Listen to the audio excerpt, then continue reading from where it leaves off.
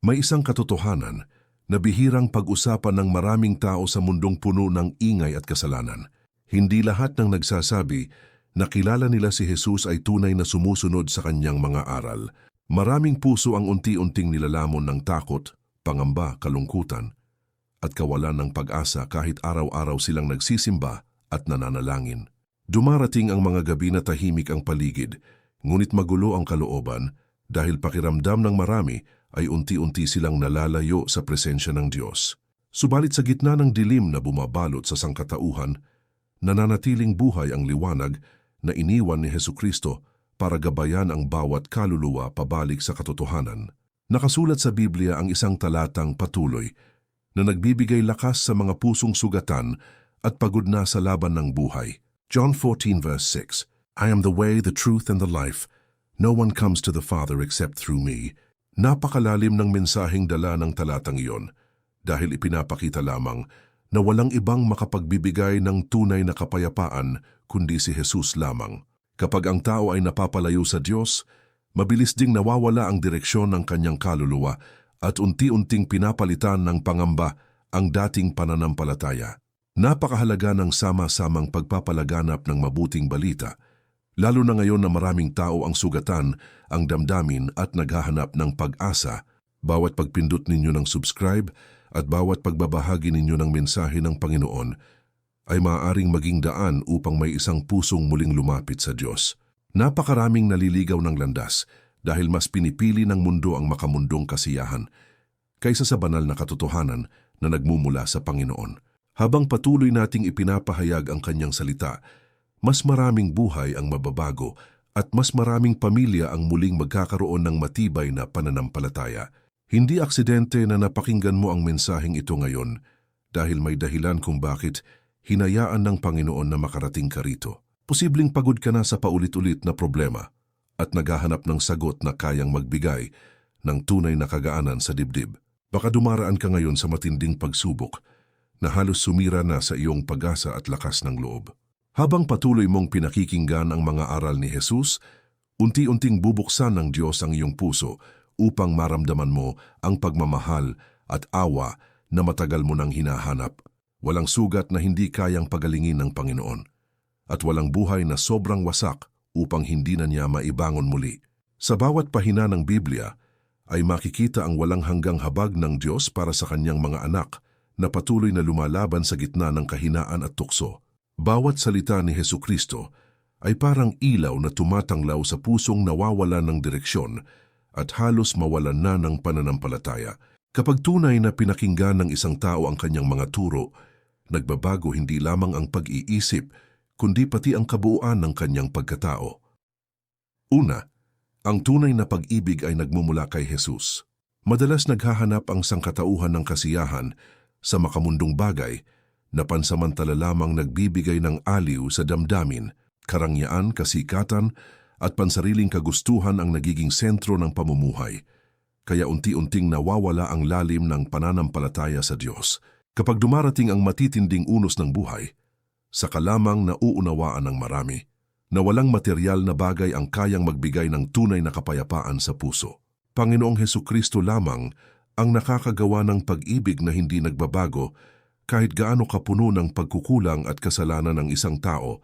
Nakasulat sa Biblia ang isang makapangyarihang talata na nagpapatunay sa dakilang habag ng Diyos para sa kanyang mga anak. John 15 verse 13, Greater love hath no man than this, that a man lay down his life for his friends. Napakalalim ng kahulugan ng banal na pahayag na iyon dahil ipinakita ni Jesus ang sukdulang pagmamahal nang ialay niya ang kanyang sarili upang mailigtas ang sangkatauhan mula sa kapahamakan ng kasalanan. Dumarating minsan ang mabibigat na sandali na pakiramdam ng isang nilalang ay iniwan na siya ng buong mundo. Tahimik man ang paligid, napupuno naman ng matinding lungkot at pagod ang kalooban dahil sa mga problemang sunod-sunod na dumarating. Kahit gaano kabigat ang pinagdaraanan ng buhay, nananatiling bukas ang mga bisig ng Panginoon para sa sino mang lumalapit sa Kanya ng may kababaang loob. Habag ng Diyos ang nagsisilbing ilaw na gumagabay sa mga pusong halos mawala na ng lakas upang magpatuloy sa kanilang paglalakbay. Unti-unting nasisira ang maraming tahanan kapag galit at kapalaluan ang pinipiling pairalin kaysa awa at pagpapatawad. Nagiging malamig ang samahan ng pamilya kapag nawawala ang presensya ng Panginoon sa loob ng tahanan at napapalitan ng matitigas na damdamin ang pagkakaisa. Aral ni Hesukristo ang nagtuturo sa bawat tao na magmahalan ng tapat at magdamayan sa gitna ng kahirapan at pagsubok. Kapag pinairal ng isang pamilya ang banal na utos ng Diyos, mas nagiging matatag ang kanilang relasyon at mas lumalalim ang kanilang pananampalataya. Walang kayamanan sa ibabaw ng lupa ang kayang pumantay sa dalisay na pagmamahal na nagmumula sa Panginoong Hesus. Lahat ng bagay sa mundong ito ay maaaring mawala sa isang iglap. Ngunit ang awa ng Diyos ay mananatiling buhay magpakailanman. Bawat panalangin na nagmumula sa pusong tapat ay pinakikinggan ng Panginoon, kahit gaano kaliit o kabigat ang dinadala ng isang tao. Habang lumalalim ang relasyon ng tao kay Hesukristo, mas lalo niyang nauunawaan ang tunay na kahulugan ng banal at walang hanggang pag-ibig. Ikalawa, ang kapatawaran ay nagpapalaya sa puso. Maraming pagkakaibigan ang tuluyang nasisira dahil sa sugat na matagal nang kinikimkim sa kaibuturan ng damdamin. Puot at hinanakit ang unti-unting sumisira sa katahimikan ng kalooban, hanggang sa mawalan ng gana ang isang tao sa kanyang pang-araw-araw na pamumuhay. Kapag galit ang patuloy na naghahari sa dibdib ng isang nilalang, nawawala ang gaan ng pakiramdam at napapalitan ng bigat na mahirap dalhin. Pangaral ni Hesukristo ang nagtuturo na walang tunay na kapanatagan ang makakamtan ng sinuman hanggat hindi niya natututunang magpatawad ng buong puso. Nakasulat sa Biblia ang isang banal na talata tungkol sa kahalagahan ng pagpapatawad sa kapwa. Matthew 6 verse 14, "For if ye forgive men their trespasses, your heavenly Father will also forgive you." Napakahalaga ng mensaheng dala ng kasulatang iyon dahil malinaw na ipinapakita ng Panginoon na ang pusong marunong magpatawad ay pusong handang tumanggap ng awa mula sa Diyos. Napakaraming tao ang nabubuhay na may mabigat na dinadala dahil sa mga salitang nakasakit at mga karanasang hindi madaling limutin. Sugatang damdamin ang madalas nagiging dahilan kung bakit nawawalan ng kapayapaan ang isang nilalang, kahit tahimik naman ang kanyang paligid. Habag ni Jesus ang nagbibigay liwanag sa mga pusong napuno ng pait at matinding kalungkutan bunga ng nakaraan. Kapag piniling alisin ng tao ang galit sa kanyang kalooban, unti-unti ring bumabalik ang kapanatagan na matagal na niyang hinahanap. Hindi madaling magbigay ng kapatawaran, lalo na kapag malalim ang sugat na iniwan ng ibang tao sa ating buhay. Luha, panghihinayang at matinding sakit ang kadalasang bumabalot sa damdamin ng isang taong niloko o iniwan ng mga taong mahalaga sa kanya. Kahit napakahirap gawin, mas pinipili ng Panginoon na pairalin ng tao ang awa kaysa paghihiganti at matinding galit. Banal na aral mula kay Hesukristo ang nagsisilbing gabay upang matutunan ng sangkatauhan na palayain ang sarili mula sa tanikala ng poot at sama ng loob. Kapag tunay na natutunan ng isang nilalang ang pagpapatawad, mas nagiging magaan ang kanyang paghinga at mas payapa ang kanyang kaisipan. Unti-unting nawawala ang bigat ng nakaraan habang pinapalitan ng pag-asa at kagaanan. Ang pusong dati ay punong-puno ng hinanakit. Bawat taong marunong magpatawad ay mas nagiging malapit sa puso ng Diyos dahil isinasabuhay niya ang dakilang aral ni Hesukristo. Habang lumalawak ang awa sa puso ng tao, mas lumalalim din ang kanyang pananampalataya at pagmamahal sa Panginoon. Ikatlo, ang pananampalataya ay nagbibigay ng lakas sa panahon ng pagsubok. Dumarating sa buhay ng bawat nilalang ang mga sandaling tila sabay-sabay na bumabagsak, ang mabibigat na suliranin, pangamba at pagkabalisa ang madalas sumasakop sa isipan. Kapag nawawala ang direksyon at tila walang malinaw na kasagutan ang mga panalangin, kapag nanghihina ang espiritu ng isang tao, mabilis ding nawawala ang kanyang sigla upang ipagpatuloy ang laban ng buhay. Pangako ng Panginoong Hesukristo na hindi niya pababayaan ang sinumang kumakapit sa Kanya ng may buong pagtitiwala at katapatan. Nakasulat sa Biblia ang isang makapangyarihang talata na nagbibigay pag-asa sa mga pusong pinanghihinaan ng loob. Isaiah 40 verse 31. "But they that wait upon the Lord shall renew their strength. They shall mount up with wings as eagles." Napakalalim ng mensaheng dala ng banal na kasulatang iyon dahil ipinapakita na ang taong nananalig sa Diyos ay binibigyan niya ng bagong lakas upang malampasan ang anumang unos ng buhay. Maraming pagkakataon na tila walang nakakaunawa sa bigat na pasa ng isang nilalang habang tahimik siyang lumalaban araw-araw. Pagod na katawan at wasak na damdamin ang kadalasang bunga ng sunod-sunod na problema na halos sumira na sa pag-asa ng tao. Kahit gaano kadilim ang sitwasyon, nananatiling buhay ang liwanag ng Panginoon na handang umakay sa bawat pusong naliligaw ng landas. Habag ng Diyos ang nagbibigay tibay sa mga taong halos mawalan na ng dahilan upang magpatuloy sa kanilang paglalakbay. Hindi nasusukat ang tunay na pananampalataya sa dami ng salitang binibigkas, kundi sa lalim ng pagtitiwala sa gitna ng kahirapan. Kapag dumaraan ang isang tao sa matinding pagsubok, doon nasusubok ang kanyang pananalig at katapatan sa Panginoon. Banal na presensya ni Hesukristo ang nagsisilbing kanlungan ng mga pusong sugatan at natatakot sa kinabukasan. Habang lalong kumakapit ang isang nilalang sa Diyos, mas lalo rin siyang nagiging matatag sa harap ng anumang hamon ng buhay. Walang bagyo na magtatagal magpakailanman dahil bawat unos ay may kaakibat na umagang puno ng pag-asa at bagong simula. Unti-unting gumagaan ang pakiramdam ng taong patuloy na nananalangin at umaasa sa awa ng Panginoon sa gitna ng kanyang pagdurusa. Bawat luha na pumapatak dahil sa hirap ng buhay ay nakikita ng Diyos at hindi kailanman nawawalang saysay sa kanyang harapan. Habang lumalalim ang pananalig ng tao kay Hesukristo, mas lalo niyang nararamdaman ang kapayapaan na hindi kayang ibigay ng mundo. Ika-4, ang kababaang loob ay naglalapit sa tao sa Diyos. Maraming tao ang unti-unting nalalayo sa Panginoon dahil hinahayaan nilang manaig ang pagmamataas sa kanilang puso at isipan. Kapag masyadong mataas ang tingin ng isang nilalang sa kanyang sarili, nawawala ang kakayahan niyang kilalanin ang tunay na pinagmumulan ng biyaya at tagumpay. Karunungan, talento at katanyagan ay nawawalan ng saysay kapag hindi sinasabayan ng pagpapakumbaba at paggalang sa Diyos.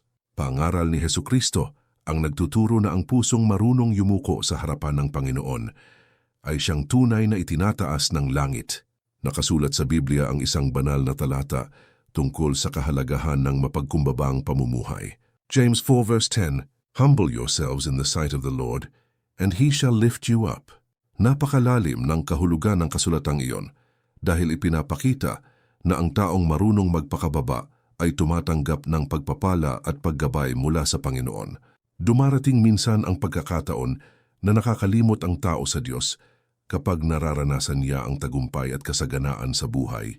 Labis na kumpiyansa sa sariling kakayahan ang nagiging dahilan kung bakit unti-unting nanlalamig ang pananampalataya ng marami. Kahit gaano kataas ang marating ng isang nilalang, nananatiling mas mahalaga ang pusong marunong kumilala sa kabutihan at kapangyarihan ng may kapal. Habag ni Jesus ang nagpapaalala sa sangkatauhan na lahat ng biyaya at lakas ay nagmumula lamang sa Diyos na makapangyarihan sa lahat.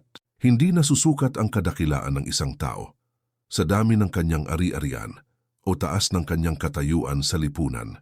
Busilak na kalooban at marunong umunawa sa kapwa ang tunay na nagpapakita ng kagandahan ng pagkatao sa paningin ng Panginoon. Banal na halimbawa ni Hesukristo ang nagsisilbing paalala na kahit siya ay anak ng Diyos, ay pinili niyang mamuhay ng payak at mapagkumbaba. Habang natututong magpakababa ang isang nilalang, mas lalo niyang nauunawaan ang tunay na diwa ng paglilingkod at pananampalataya. Walang sino man ang mananatiling malakas habang buhay dahil bawat tao ay dumaraan din sa kahinaan at matinding pagsubok. Unti-unting lumalalim ang relasyon ng isang nilalang sa Panginoon kapag natututo siyang lumuhod at humingi ng gabay sa bawat hakbang ng kanyang buhay. Bawat panalangin na nagmumula sa pusong mapagpakumbaba ay mahalaga sa harapan ng Diyos at hindi niya binabali wala kailanman. Habang lumalayo ang tao sa pagmamataas, mas lalo namang lumalapit ang kanyang puso sa banal na presensya ng Panginoong Hesukristo. Ika-5, ang pagtitiwala sa Diyos ay nagdadala ng tunay na kapayapaan.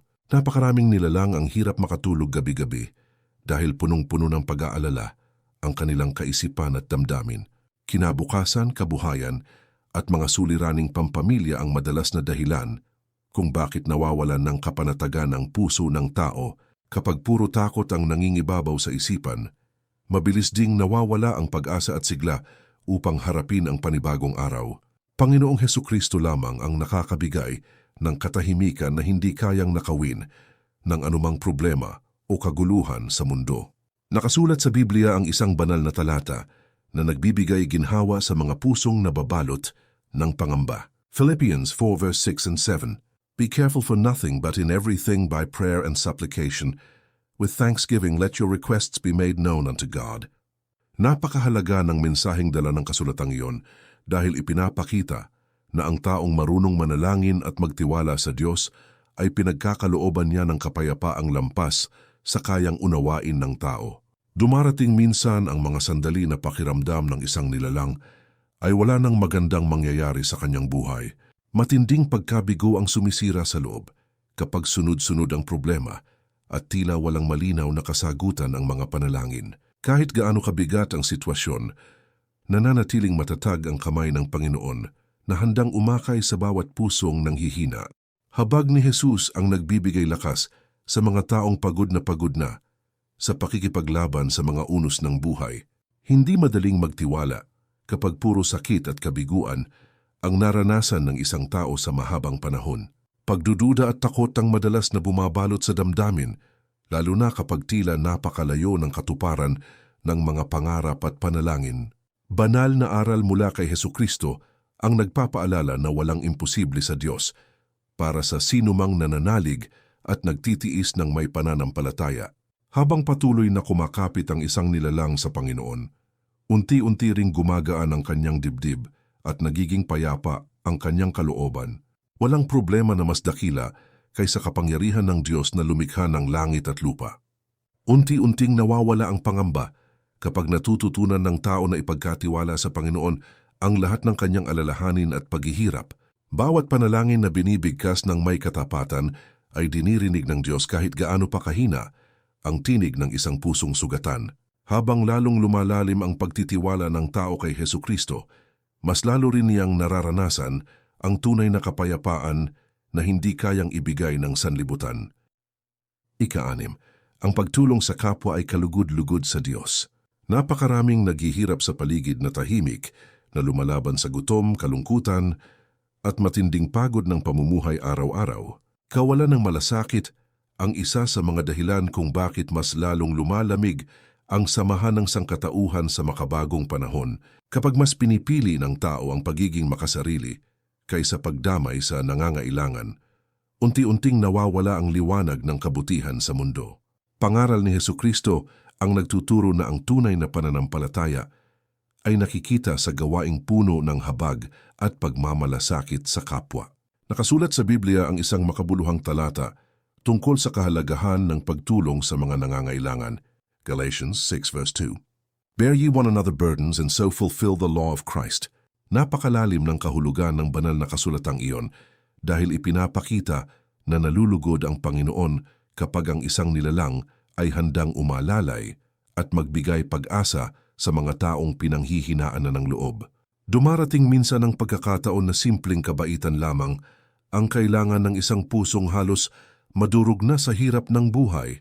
Mabuting salita, kaunting tulong, at taos-pusong pag-unawa ang maaring maging dahilan upang muling lumaban ang isang taong nawawalan na ng pag-asa. Kahit maliit na kabutihan, ay may malaking epekto kapag nagmumula sa pusong may takot at pagmamahal sa Diyos. Habag ni Jesus ang nagsisilbing inspirasyon upang mas piliin ng sangkatauhan ang pagiging mapagbigay kaysa pagiging manhid sa pagdurusa ng iba. Hindi na susukat ang kabutihan sa dami ng kayamanan na naibibigay kundi sa sinseridad ng hangaring makatulong sa kapwa. Busilak na kalooban ang tunay na nagpapakita ng kagandahan ng pananampalataya dahil marunong dumamay kahit walang hinihintay na kapalit. Banal na halimbawa ni Hesukristo ang patuloy na nagpapaalala na ang pagmamahal sa Diyos ay dapat nakikita rin sa paraan ng pakikitungo sa ibang tao. Habang mas pinipili ng isang nilalang ang gumawa ng mabuti, mas lalo namang lumalalim ang kanyang relasyon sa Panginoon. Walang kabutihan na nakakalimutan ng Diyos kahit gaano kaliit ang ginawang pagtulong sa kapwa. Unti-unting nagiging maliwanag ang mundo kapag mas maraming pusong handang magbigay pag-asa sa mga nangangailangan ng kalinga at pag-aaruga. Bawat gawaing may kasamang awa at malasakit ay parang panalangin na umaabot diretso sa harapan ng Panginoon. Habang patuloy na isinasabuhay ng tao ang pagtulong sa kapwa, mas lalo niyang nararanasan ang tunay na kagalakan na nagmumula kay Hesukristo. Ikapito, ang panalangin ay nagpapalapit sa tao sa Diyos. Maraming kaluluwa ang nakakaramdam ng matinding pangungulila dahil abala na ang mundo sa ingay ng makamundong pamumuhay. Pagod na damdamin at magulong kaisipan ang madalas na bumabalot sa isang nilalang kapag nawawala ang malalim na koneksyon niya sa Panginoon. Kapag nalalayo ang puso sa banal na presensya ng Diyos, mabilis ding nawawala ang tunay na ligaya at kapanatagan ng kalooban. Pangaral ni Hesukristo ang nagpapaalala na ang taimtim na pananalangin ay daan upang muling maramdaman ng tao ang pag-ibig at paggabay ng may kapal. Nakasulat sa Biblia ang isang makapangyarihang talata tungkol sa kahalagahan ng pakikipag-usap sa Diyos sa pamamagitan ng panalangin. Jeremiah 33 verse 3, "Call unto me, and I will answer thee, and show thee great and mighty things which thou knowest not." Napakahalaga ng mensaheng dala ng banal na kasulatang iyon dahil malinaw na ipinapakita na handang makinig ang Panginoon sa bawat pusong lumalapit sa Kanya ng may katapatan at pananampalataya. Dumarating minsan ang mabibigat na sandali na tila walang ibang makakaunawa sa sakit na dinadala ng isang tao. Tahimik na pagluha at malalim na pangamba ang madalas itinatago ng marami habang pilit silang ngumiti sa harap ng ibang tao. Kahit gaano kalalim ang sugat ng damdamin, nananatiling bukas ang langit para sa bawat panalangin nagmumula sa pusong tapat sa Diyos. Habag ni Jesus ang nagbibigay kagaanan sa mga pusong pagod na sa laban ng buhay at halos mawalan na ng lakas upang magpatuloy. Hindi kailangan ng magagarang salita upang marinig ng Panginoon ang hinaing ng isang nilalang. Busilak na damdamin at tunay na pananampalataya ang mahalaga sa bawat panalangin inialay sa Diyos araw-gabi. Banal na presensya ni Hesukristo ang nagbibigay liwanag sa mga taong nananalangin, kahit sila ay nababalot ng takot at kalungkutan. Habang mas nagiging malapit ang isang tao sa pananalangin, mas lalo rin niyang nararamdaman ang kapayapaan at pag-asa sa kanyang puso. Walang luha na hindi nakikita ng Panginoon at walang hinaing na hindi niya naririnig kailanman. Unti-unting lumalakas ang espiritu ng isang nilalang kapag patuloy siyang kumakausap sa Diyos sa gitna ng kanyang mga pagsubok at kahinaan. Bawat taimtim na panalangin ay parang ilaw na gumagabay sa pusong naliligaw at nawawala ng direksyon sa buhay, habang lalong lumalalim ang ugnayan ng tao kay Hesukristo sa pamamagitan ng pananalangin, mas lalo niyang natatagpuan ang tunay na kapahingahan ng kanyang kaluluwa. Ikawalo, ang pagsunod sa Diyos ay nagdadala ng tunay na pagpapala. Napakaraming tao ang patuloy na naghahanap ng tagumpay, ngunit nakakalimutang unahin ang kalooban ng Panginoon sa kanilang pamumuhay. Pansariling kagustuhan ang madalas sinusunod, kaya nauuwi sa pagkadapa, pagkasira ng loob, at matinding panghihinayang ang kanilang mga desisyon. Kapag mas pinipili ng isang nilalang ang landas na malayo sa Diyos, unti-unting nawawala ang direksyon ng kanyang buhay at kapayapaan ng kanyang kalooban. Pangaral ni Hesukristo ang nagtuturo na ang pusong marunong sumunod sa utos ng Diyos ay siyang nakakaranas ng tunay at walang hanggang pagpapala. Nakasulat sa Biblia ang isang banal na talata tungkol sa kahalagahan ng pagiging masunurin sa Panginoon. Deuteronomy 5 verse 33, "Ye shall walk in all the ways which the Lord your God hath commanded you, that ye may live, and that it may be well with you." Napakalalim ng kahulugan ng kasulatang iyon dahil ipinapakita na ang pagsunod sa Diyos ay nagdadala ng maayos na pamumuhay, gabay at kapayapaan na hindi kayang ibigay ng sanlibutan. Dumarating minsan ang mga pagkakataon na sinusubok ang katapatan ng isang tao sa harap ng tukso at makamundong pagnanasa. Maling impluensya at makasariling ambisyon ang madalas humihila sa tao palayo sa banal na daan na nais ng Panginoon para sa Kanya. Kahit gaano kahirap ang manatiling matuwid, nananatiling tapat ang Diyos sa mga pusong pinipiling sundin ang Kanyang kalooban. Habag ni Jesus ang nagbibigay lakas upang malabanan ng isang nilalang ang kasalanan at manatiling matatag sa pananampalataya. Hindi laging madali ang pamumuhay na nakaayon sa utos ng Panginoon. lalo na sa mundong puno ng tukso at kasinungalingan. Matinding pagtitiis at disiplina ang kailangan upang manatiling matatag ang isang tao sa kanyang paglakad kasama ang Diyos araw-araw. Banal na karunungan mula kay Hesukristo ang nagsisilbing gabay upang hindi maligaw ang puso ng tao sa maling landas ng buhay. Habang mas pinipili ng isang nilalang ang sumunod sa Panginoon, mas lalo rin niyang nararanasan ang katahimikan at kalinawan ng kanyang isipan. Walang kabutihan na nawawalang saysay sa harapan ng Diyos dahil bawat katapatan ay may kaakibat na biyaya at paggabay mula sa langit. Unti-unting nagiging maayos ang direksyon ng buhay kapag ang Panginoon ang ginagawang sentro ng bawat desisyon at pangarap. Bawat hakbang ng taong masunurin sa Diyos ay sinasamahan ng pag-asa, lakas at banal na proteksyon mula sa itaas. Habang lalong lumalalim ang pagsunod ng tao kay Hesukristo, mas lalo niyang natatagpuan ang tunay na kahulugan ng makabuluhang pamumuhay. Ikasiyam, ang Diyos ay may plano para sa bawat buhay. Napakaraming nilalang ang nawawalan ng pag-asa kapag hindi nangyayari ang mga pangarap na matagal nilang ipinapanalangin. Kabiguan at matinding panghihinayang ang madalas sumisira sa loob ng tao kapag tila walang magandang direksyon ang kanyang buhay. Kapag puro sakit at problema ang nararanasan, madaling maniwala na wala ng magandang kinabukasan na naghihintay sa hinaharap. Pangaral ni Hesukristo ang nagpapaalala na hindi kailanman pinababayaan ng Diyos ang kanyang mga anak kahit gaano kahirap ang kanilang pinagdaraanan. Nakasulat sa Biblia ang isang banal na talata tungkol sa dakilang plano ng Panginoon para sa bawat tao. Jeremiah 29 verse 11. For I know the thoughts that I think toward you, saith the Lord, thoughts of peace and not of evil, to give you an expected end. Napakalalim ng mensaheng dala ng kasulatang iyon, dahil ipinapakita na ang Diyos ay may mabuting layunin at magandang hinaharap para sa bawat pusong nananalig sa Kanya. Dumarating minsan ang mga sandali na tila walang malinaw na direksyon ang takbo ng buhay ng isang tao. Pagkalito at matinding pangamba ang bumabalot sa damdamin kapag sunod-sunod ang pagkabigo at tila walang bukas na oportunidad na dumarating.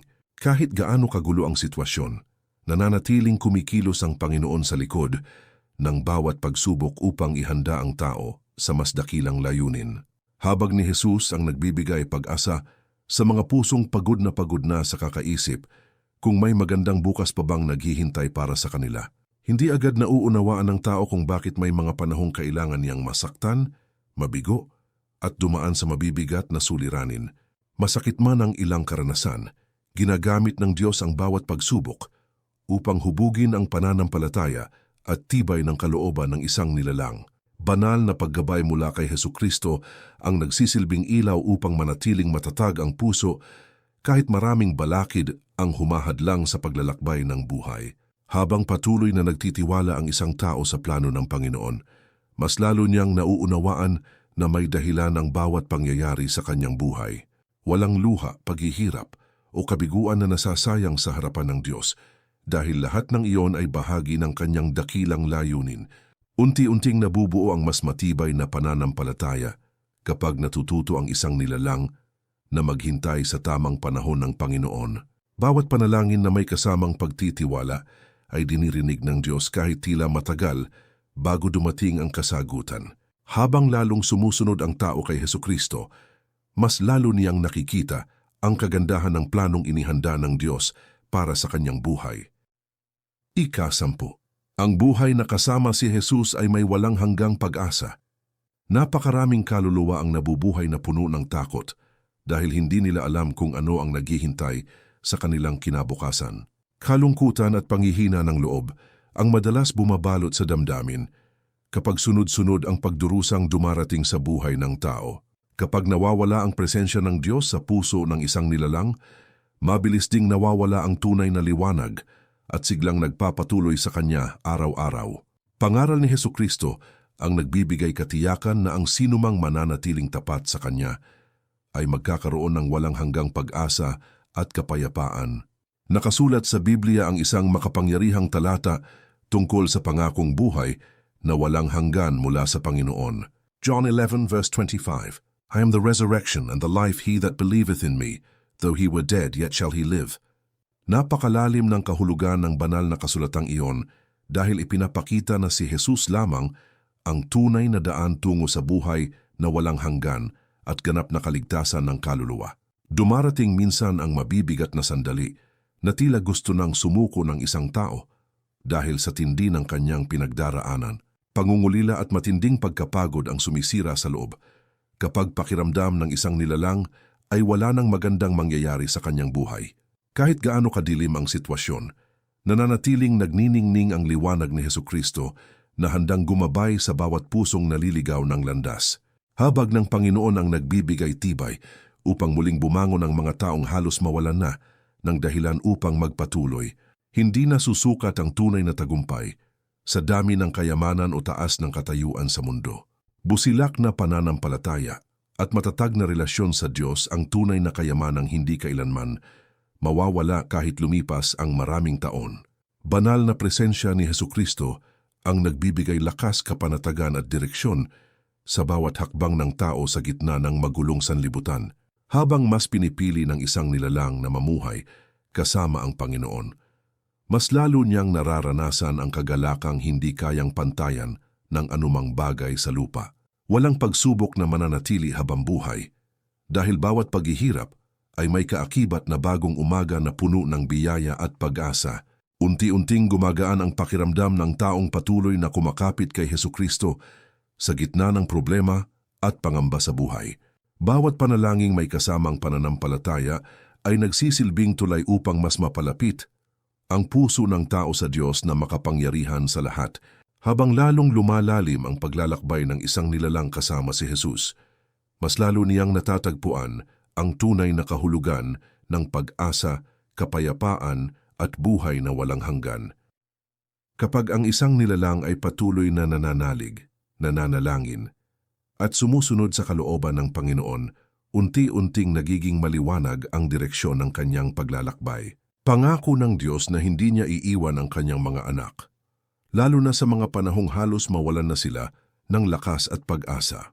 Habag ni Jesus ang magsisilbing ilaw na gagabay sa bawat hakbang natin sa mundong puno ng tukso, pangamba at matinding pagsubok. Nakasulat sa Biblia ang isang banal na talata na nagbibigay pag-asa sa bawat pusong nagtitiwala sa Panginoon. Romans 8 verse 38 and 39. For I am persuaded that neither death nor life nor angels nor principalities nor powers nor things present nor things to come shall be able to separate us from the love of God. Napakalalim ng mensaheng dala ng kasulatang iyon dahil ipinapakita na walang anumang puwersa sa mundo ang makapaghihiwalay sa isang taong tunay na minamahal ng Diyos. Kahit gaano kabigat ang dinadala ng iyong puso, nananatiling nakaunat ang kamay ng Panginoon upang ikaw ay akayin pabalik sa kanyang banal na presensya. Maraming tao ang nawawalan ng direksyon dahil mas pinipili nilang sundin ang boses ng mundo kaysa sa salita ng Diyos. Kay Hesukristo lamang matatagpuan ang tunay na kapayapaan na hindi kayang ibigay ng kayamanan, katanyagan o anumang makamundong bagay. Kapag piniling ilapit ng tao ang kanyang buhay sa Panginoon, unti-unting nawawala ang takot at napapalitan ng bagong pag-asa ang kanyang damdamin. Banal na pag-ibig ng Diyos ang patuloy na bumubuhay sa mga pusong sugatan, pagod at halos mawalan na ng dahilan upang magpatuloy sa buhay. Nawa ay manatiling buhay sa iyong puso ang mga aral na nagmumula sa Panginoong Hesukristo at magsilbing gabay sa bawat araw ng iyong buhay. Kapag dumating ang mga pagsubok at mabibigat na sandali, patuloy lamang na kumapit sa Diyos dahil walang imposible sa kanyang kapangyarihan. Bawat luha, panalangin at pananampalataya ay mahalaga sa harapan ng Panginoon at hindi kailanman nawawalan ng saysay sa kanyang paningin. Habag ng Diyos ang magbibigay lakas upang malampasan mo ang anumang unos na darating sa iyong paglalakbay. Kasama mo si Jesus sa bawat hakbang, kaya walang dahilan upang tuluyang panghinaan ng loob at mawalan ng pag-asa. Maraming salamat sa patuloy mong pakikinig at pakikiisa sa pagpapalaganap ng mga salita ng Diyos na nagbibigay buhay at inspirasyon sa maraming tao. Kapag naging pagpapala sa iyong puso ang mensaheng ito, ibahagi mo rin sa iyong pamilya, mga kaibigan at mga mahal sa buhay upang mas marami pang kaluluwa ang mapalapit sa Panginoon. Patuloy nating piliin ang landas ng kabutihan, pananampalataya at pagmamahal habang hinihintay natin ang dakilang plano ng Diyos para sa ating buhay. Pagpalain ka nawa ng Panginoon at punuin niya ng kapayapaan, kalakasan at walang hanggang pag-asa ang iyong puso at buong sambahayan.